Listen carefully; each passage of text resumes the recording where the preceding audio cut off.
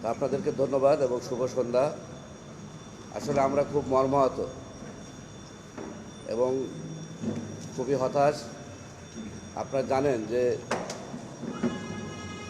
বাংলাদেশের যে 1947 সালে দেশভাগের পর, তার আগে 1947 সালে আপনারা জানেন যে একটা ভয়াবহ দাঙ্গা সৃষ্টি হয়েছিল।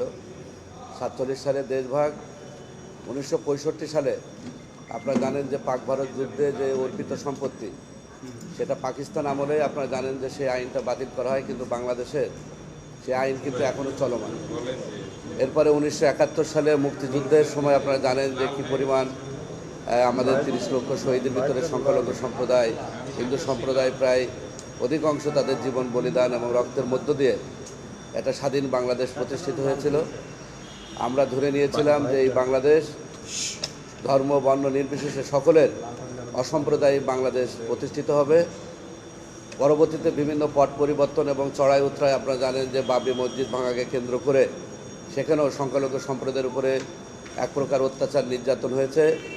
2001 সালে ব্যাপকভাবে সংখ্যালঘু সম্প্রদায়ের উপরে অত্যাচার নির্যাতিত হয়েছিল এবং পরবর্তীতে 2008 সালে থেকে শুরু করে আপনারা জানেন যে 24 সাল পর্যন্ত যে আওয়ামী লীগ সরকার ক্ষমতায় ছিলেন, সেই সরকার আমলেও বাংলাদেশের সংখ্যালঘু সম্প্রদায় সবথেকে বেশি নির্যাতিত।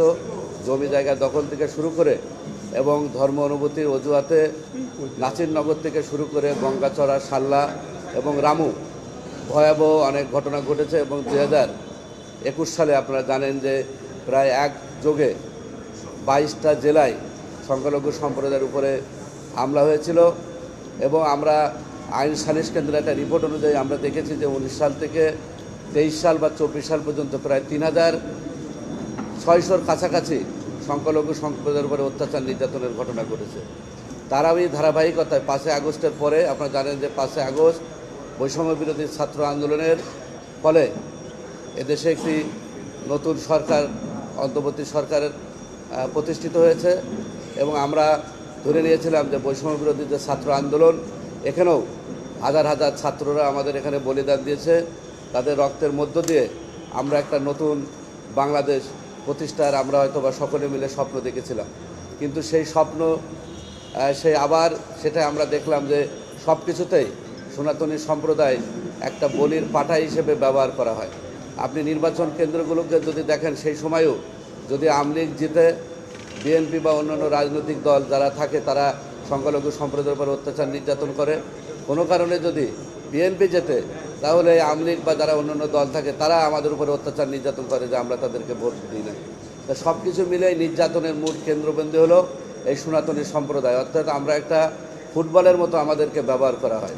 5 আগস্টের পরে এই যে বিভিন্ন যে অত্যাচার নির্যাতন, সেই অত্যাচার নির্যাতনের ঘটনায় যখন অন্তর্বর্তী সরকারের বর্তমান প্রধান উপদেষ্টা, নোবেল বিজয়ী, আমাদের সকলের গর্ব এবং অহংকার ডক্টর মোহাম্মদ ইউনূস, উনি বিমানবন্দরে নামার পরেই উনি কিন্তু বলেছিলেন যে সংখ্যালঘু সম্প্রদায়ের উপরে অত্যাচার নির্যাতন হচ্ছে, এই বিষয়টা যাতে না হয় সেই বিষয়ে উনি দৃষ্টি দিবেন। এবং সেই সাথে আমরা ধন্যবাদ দিতে চাই বিএনপি চেয়ারপারসন, ভারপ্রাপ্ত চেয়ারপারসন তারেক রহমানকে এবং জামাত ইসলামের আমির ডক্টর শফিউর রহমান, তিনিও সংখ্যালঘু সম্প্রদায়ের অত্যাচার নির্যাতনের বিষয়ে যাতে না হয় তাদের নেতাকর্মীদেরকে তারা সংখ্যালঘু সম্প্রদায়ের পাশে থাকার জন্য আহ্বান করেছিলেন।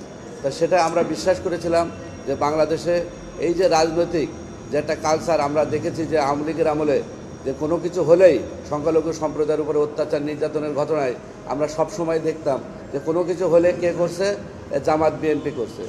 আবার বিএনপির আমলে আমরা দেখেছি কোনো কিছু হলে কে করছে, আওয়ামী লীগ করেছে। এখনও কিন্তু সেই ধারাবাহিকতা কিন্তু বজায় রয়েছে। 5 আগস্টের ঘটনাকে কেন্দ্র করে এখন কারা করছে, ফ্যাসিস্ট সরকার, যুবলীগ, ছাত্রলীগ করছে। এই যে সংখ্যালঘু নির্যাতনের সবাই যে রাজনৈতিকভাবে আমাদেরকে ব্যবহার করে এই নির্যাতনকে ঢালাওভাবে যে অস্বীকার করার যে একটা কালচার, সেই জায়গা থেকে আমাদের রাজনীতিবিদরা এখনও পর্যন্ত বেরোতে পারে নাই। এবং এই যার কারণে আমরা সনাতনী সম্প্রদায় মনে করেছি যে বাংলাদেশের সনাতনীদের কোনো আসলে বন্ধু নাই। আমাদের ঐক্যবদ্ধ হয়ে এই সনাতনী সম্প্রদায়ের উপরে যে চলমান যে নির্যাতন, এই নির্যাতনে এবং আমাদের যে বিভিন্নভাবে যে আমরা বৈষম্যের শিকার, সেই জায়গা থেকে মুক্তির জন্য আন্দোলনের কোনো বিকল্প নাই, ঐক্যের কোনো বিকল্প নাই।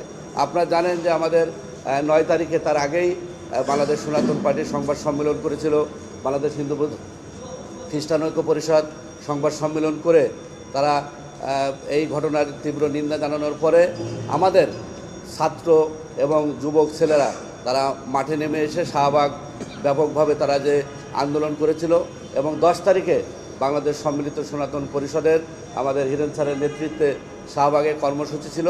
সেই জায়গায় আমাদের ছাত্র জনতারা সম্মিলিতভাবে একটা 8 দফা দাবি সেখানে পেশ করা হয় এবং সেই 8 দফা দাবি বাংলাদেশের সনাতনী সম্প্রদায়ের একটি প্রাণের দাবি হিসেবে ইতিমধ্যে প্রতিষ্ঠিত হয় এবং সবাই আপনারা জানেন যে হাজার বছরের ইতিহাসে সনাতনী সম্প্রদায় যেখানে ঐক্যবদ্ধ হতে পারে নাই, এই 8 দফাকে কেন্দ্র করে বাংলাদেশের সকল সংগঠন, মঠ, মন্দির আমরা কিন্তু সম্মিলিতভাবে একত্র হয়ে 8 দফার প্রতি সকলে সমর্থন জানিয়েছে।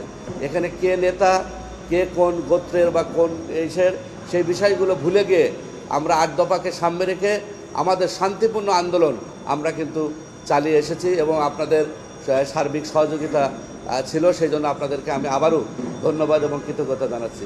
এবং তার এই ধারাবাহিকতায় আপনারা জানেন যে 4ই নভেম্বর আমরা শহীদ মিনারে আমরা বিভাগীয় সমাবেশ করি, পরবর্তীতে চট্টগ্রাম, এরপরে রংপুর সমাবেশ এবং চট্টগ্রাম সমাবেশকে কেন্দ্র করে পরবর্তীতে একদম 2 কিলোমিটার দূরে সেখানে কে বা কারা কোন পতাকা স্থাপন করেছে সেটা কিন্তু আমরা আদৌ জানি না। সেটাকে কেন্দ্র করে একটা রাষ্ট্রদ্রোহ মামলা করা হয়েছিল, যিনি আজকের সনাতনী সম্প্রদায়ের অন্যতম কাণ্ডারি, যিনি সারা বাংলাদেশের না সারা বিশ্বের সনাতনী সম্প্রদায়ের এবং মানবাধিকার প্রতিষ্ঠার ক্ষেত্রে আইকন হিসেবে প্রতিষ্ঠিত হয়েছেন, সেই চিন্ময় কৃষ্ণদাস ব্রহ্মচারী সহ অনেকের বিরুদ্ধে এই মিথ্যা মামলা দায়ের করা হয়েছিল। এবং এই মামলার প্রসিডিং রাষ্ট্রদ্রোহ মামলা সম্পর্কে আপনারা অবগত আছেন যে রাষ্ট্রদ্রোহ মামলা করতে গেলে এটা স্বরাষ্ট্র মন্ত্রণালয়ের সচিব থেকে একটা বা রাষ্ট্রের থেকে অনুমতি নেওয়া লাগে। কোনো ব্যক্তি কখনো রাষ্ট্রদ্রোহ মামলা করতে পারে না। তা আমরা ধারণা করেছিল এবং আপনারা জানেন যে ফিরোজ খান যিনি মামলাটা করেছিলেন পরবর্তীতে বিএনপি থেকে তাকে বহিষ্কার করা হয়। সেই জন্য আমি বিএনপির তারেক রহমান সহ আমাদের সাবেক প্রধানমন্ত্রী বেগম খালেদা সহ বিএনপি নেতৃবৃন্দকে ধন্যবাদ এবং কৃতজ্ঞতা জানাচ্ছি। এবং আমরা আশা করি যে এই 8 দফার আন্দোলন শুধু সনাতনী সম্প্রদায়ের আন্দোলন না, এটা সকলের আন্দোলন, এটা আমাদের অধিকারের প্রশ্ন। আমাদের আন্দোলন কোনো সরকারের বিরুদ্ধে না এবং আমরা দেখেছি যে আন্দোলন চলাকালীন সময়ে বিভিন্ন সময়ে সেখানে আওয়ামী লীগের ট্যাগ লাগানোর চেষ্টা করা হয়েছে বিভিন্নভাবে। যেমন অতীতেই আমরা দেখেছি যে আমরা এর আগে যখন আন্দোলন সংগ্রাম করেছি তখন জামাত বিএনপির ট্যাগ লাগানো হতো, এখন আওয়ামী লীগের ট্যাগ লাগানোর চেষ্টা করে এই আন্দোলনকে ভিন্ন খাতে প্রবাহিত করা হচ্ছে। সেই রাষ্ট্রদ্রোহ মামলায় গতকাল আপনারা জানেন যে রংপুর সমাবেশ শেষ করে আমাদের যিনি মুখপাত্র উনি গৌড়ে মঠে উঠেছিলেন, সেখান থেকে চট্টগ্রামে যাওয়ার পথে আমাদের চিন্ময় কৃষ্ণদাস ব্রহ্মচারী সহ আমাদের এই আন্দোলনের অন্যতম মুখ আমাদের প্রিয় স্যার অধ্যাপক কুশলবরণ চক্রবর্তী এবং তার একজন সহকারী আদিপুরুষ যখন বিমানবন্দরে সেখানে গিয়েছিলেন, তাদেরকে সিকিউরিটি মানে নিরাপত্তা দেওয়ার কথা বলে তাদেরকে গাড়িতে তুলে এবং সেই ডিবি কার্যালয়ে নিয়ে আসা হয়। ডিবি কার্যালয়ে সেখানে আমাদের কুশলবরণ চক্রবর্তী অধ্যাপক উনি অন্য একটা গাড়িতে উঠে সেই গাড়িটা ফলো করে এবং গাড়ির নাম্বার সহ দেওয়ার পরে আমরা বুঝতে পারি যে ডিবি কার্যালয়ে নেওয়া হয়েছে। আমরা তাৎক্ষণিকভাবে সারা বাংলাদেশে এবং বিশ্বভাবে আপনারা জানেন যে এই ঘটনার তীব্র নিন্দা জানিয়ে আন্দোলন শান্তিপূর্ণ আন্দোলন এবং সংগ্রাম চলছে। ডিবি কার্যালয়ে আমরা যখন যাওয়ার পরে সেখান থেকে বলা হলো যে এই ধরনের কোনো ব্যক্তিকে আমরা তুলে নিয়ে আসি নাই। আমাদের আরও বেশি শঙ্কার বিষয়, কারণ ইতিমধ্যে আপনারা জানেন যে ডিবি পরিচয়ে সেনাবাহিনী পরিচয়ে বিভিন্ন জায়গায় সংখ্যালঘু সম্প্রদায়ের উপরে যেমন হামলা হয়েছে, ডাকাতির ঘটনা ঘটেছে, গুম হয়েছে, খুন হয়েছে। সেই ক্ষেত্রে আমরা আরও বেশি আতঙ্কিত ছিলাম। কিন্তু পরবর্তীতে যখন সারা বাংলাদেশে আন্দোলনকে হওয়ার পরে আমরা যখন আস্তে আস্তে ডিবি কার্যালয়ে জড়ো হওয়ার পরে তখন তারা এসে স্বীকার করলেন যে হ্যাঁ তাকে এখানে আনা হয়েছে। আমরা তাদেরকে জিজ্ঞেস করেছিলাম যে কেন তাকে এখানে আনা হলো, তাকে গ্রেপ্তার করা হয়েছে কিনা, কী কারণে। তারা বললেন যে আমরা জিজ্ঞাসাবাদের জন্য নিয়ে আসা হয়েছে, আশা করি আমরা জিজ্ঞাসাবাদের পরেই তাদেরকে ছেড়ে দেওয়া হবে। কিন্তু পরবর্তীতে আমরা মিডিয়ার মাধ্যমে আমরা জানতে পেরেছি যে তাকে চট্টগ্রামের যে মামলাটা যেটা রাষ্ট্রদ্রোহী মামলায় তাকে গ্রেপ্তার করা হয়েছে এবং সেই ডিবির সেই জায়গায় পরবর্তীতে আপনারা জানেন যে শাহবাগে আমরা একটা অবরোধ কর্মসূচি করি কিছু সময়ের জন্য। সেখানে পুলিশ আমাদেরকে সার্বিকভাবে সহযোগিতা করে। আমরা 10 মিনিট থেকে 20 মিনিট সেখানে সময় নিয়েছিলাম। আমাদের শান্তিপূর্ণ কার্যক্রম শেষ করে যখন আমরা চলে আসবো, ঠিক সেই সময় কিছু কতিপয় দুষ্কৃতিকারী আমাদের উপরে আতর্কিতভাবে সেখানে অস্ত্রসহ এবং লাঠিসোঁটা নিয়ে তারা আমাদের উপরে হামলা করে। সেই হামলায় আমাদের একজন এখন আইসিইউতে আছে, তিনি খুবই সংকটাপন্ন, নাম হলো অ্যাডভোকেট রমেন রায়। আমাদের কুশলবরণ চক্রবর্তীকে তাকে টার্গেট করে ইচ্ছামতো তাকে পিটানো হয়েছে এবং তাকে হত্যার চেষ্টাই করা হয়েছিল। তিনি হাত দিয়ে বিভিন্নভাবে সেই বাঁশের এই ঠেকা থেকে হাত, তার পুরো শরীর এখানে থেতলে গিয়েছে। অনেক আমাদের 2 বোনকে সেখানে নৃশংসভাবে পিটানো হয়েছে, শ্লীলতাহানির চেষ্টা করা হয়েছিল। আমাদের অন্যতম প্রতিনিধি প্রসেনজিৎ, তাকেও ইচ্ছামতো সেখানে পিটানো হয়েছে। তাই এই যে ঘটনা, যেটা আমরা আগেই আন্দাজ করতে পেরেছিলাম এবং অনুমান করতে পেরেছিলাম, সেই জন্য আমরা তাৎক্ষণিকভাবে সেই জায়গার থেকে সরে আসার চেষ্টা করেছি এবং ডিবি কার্যালয় থেকেও কিন্তু আমরা দ্রুত সেখানে আসার কারণ আমাদের কাছে একটা তথ্য ছিল, মেসেজ ছিল যে এই আন্দোলনকে ভুলণ্ঠিত করার জন্য আপনারা জানেন যে চট্টগ্রামের যে হাজারি গলি, সেই হাজারি গলিতেও কিন্তু আপনারা একটা ঘটনাকে কেন্দ্র করে সেখানে অ্যাসিড নিক্ষেপ করে সেই আন্দোলনকে ভিন্ন খাতে নেওয়ার জন্য কিছু কতিপয় লোক এই আন্দোলনকে ভিন্ন খাতে নেওয়ার জন্য তারা কিন্তু ওই ঘটনার সৃষ্টি করেছিল। এখানে আমাদের সনাতনী সম্প্রদায়ের কেউ কোনো প্রশাসন বা কারোর উপরে কিন্তু অ্যাসিড নিক্ষেপ করে নাই।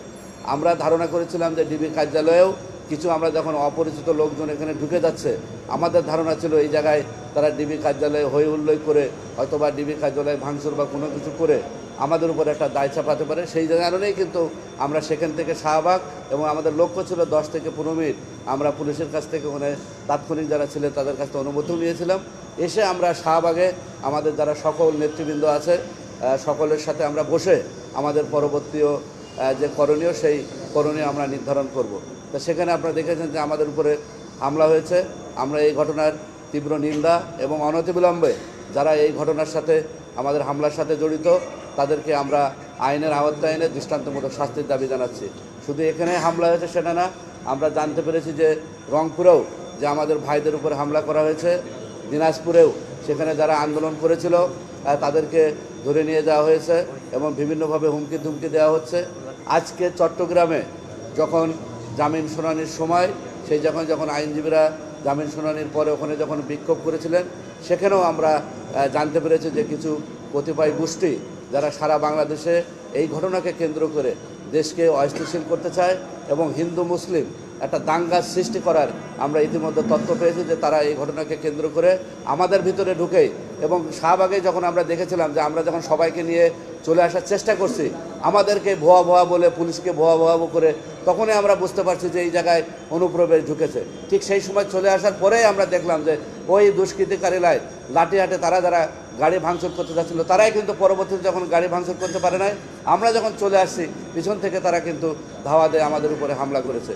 তা আমরা, এটা মনে হচ্ছে যে সারা বাংলাদেশে কিছু সাম্প্রদায়িক গোষ্ঠী এই সনাতনী সম্প্রদায়ের আন্দোলনকে ভুলণ্ঠিত করার জন্য এবং দেশের বর্তমান পরিস্থিতিকে অস্থিতিশীল করার জন্য এটা সারা বাংলাদেশে হিন্দু মুসলিম যে সম্প্রীতি, সেটা বিনষ্ট করার চেষ্টা এবং পায়তারা চলছে এবং বিভিন্ন জায়গায় সেটা আমরা দেখতে পেরেছি। এবং চট্টগ্রামের আজকে বিক্ষোভে বিভিন্নভাবে তাদের উপরে গ্রেনেড এবং টিয়ার সেল সহ বিভিন্নভাবে ককটেল সহ বিভিন্ন ধরনের হামলা করা হয়েছে এবং অনেকে ওখানে আহত হয়েছেন। আমরা এই ঘটনার তীব্র নিন্দা জানাচ্ছি এবং অনতিবিলম্বে আমরা এই চিন্ময় প্রভুর মুক্তি দাবি করছি।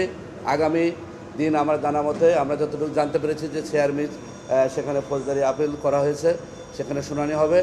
যদি আগামী দিন তাকে মুক্তি দেওয়া না হয়, তাহলে সারা বাংলাদেশের সনাতনী সম্প্রদায় তাদের যে অহিংস শান্তিপূর্ণ আন্দোলন, এই আন্দোলন আরও বেগবান হবে এবং আন্দোলন শুধু বাংলাদেশে না, বিশ্বব্যাপী এই আন্দোলন ছড়িয়ে পড়বে বলে আমরা মনে করি।